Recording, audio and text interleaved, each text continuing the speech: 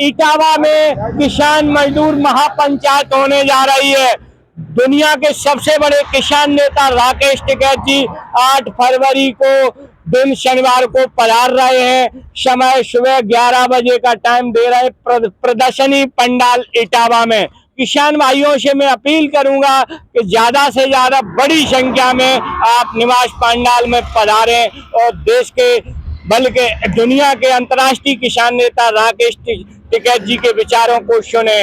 मैं कहूंगा मेरे पास मुन्नेश यादव जी हैं जो किसान नेता हैं, तहसील महासचिव जसवंतनगर। सर, क्या मांगे रहेंगी राकेश टिकैत जी की इटावा निवास पंडाल में? क्या क्या कहोगे चैनल के माध्यम से रख के? सर कपिल जी, बहुत बहुत धन्यवाद। आपके चैनल के माध्यम से मैं एक संदेश देना चाहता हूं अपने किसान भाइयों को और यहाँ की जनता को। मजदूर और किसान जो महापंचायत होने जा रही है, वैसे हमारी जो यात्रा 18 नवंबर से चल करके हर तहसील पर और ब्लॉकों में, यानी 8 ब्लॉक जनपद इटावा में आते हैं और 6 तहसील आती हैं, सभी 8 ब्लॉकों में और 6 तहसीलों के अंतर्गत हमारी यात्रा 18 नवंबर से बिहारी भटकरा से प्रारंभ होकर और चलती जसवंतनगर में अभी चल रही है। तो हमारी मांगे हैं कुछ, जैसे किसानों को बिना ब्याज कृषि ऋण एवं कृषि उपकरण उपलब्ध कराया जाए। किसानों को 60 वर्ष बाद कम से कम 10,000 की उन्हें पेंशन दिया जाए।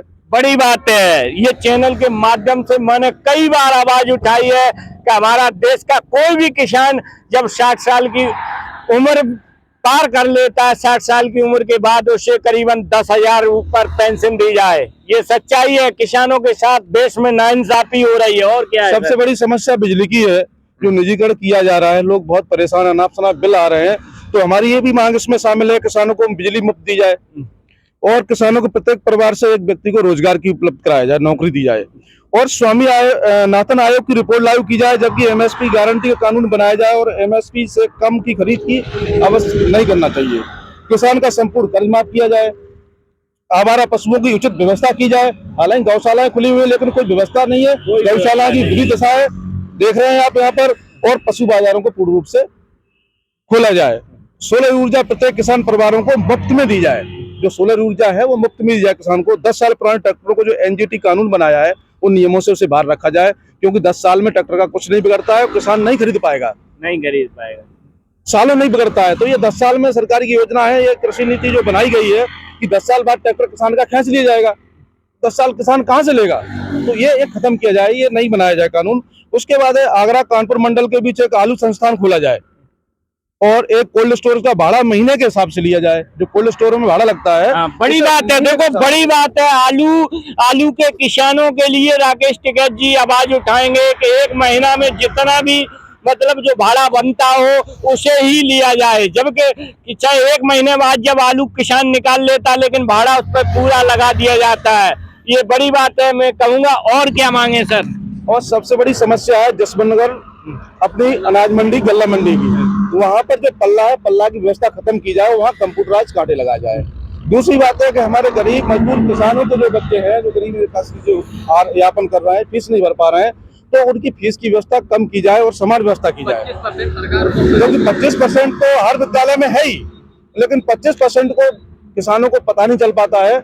और प्राइवेट कॉलेज में लगभग अभी कई वैकेंसी खाली है। दूसरा चरण हो चुका है रजिस्ट्रेशन का।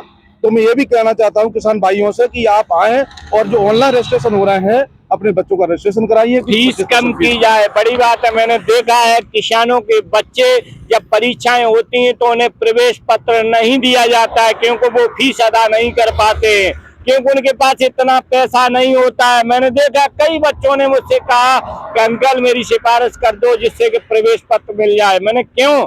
बोलते हैं कि मेरे पापा के पास पैसा नहीं है जो स्कूल की फीस अदा कर दूं। और सबसे बड़ी बात है, मैं बार बार चैनल के माध्यम से देशवासियों आपसे, भारत सरकार से और राज्य सरकार से भी अपील ये करता हूं, चाहे वो जिलाधिकारी का बच्चा हो या राजनेता का बच्चा हो, किसान गरीब मजदूर का बच्चा हो, जब एक टेबल पे बैठ के पढ़ेगा तभी हमारा देश दुनिया का नेतृत्व करेगा।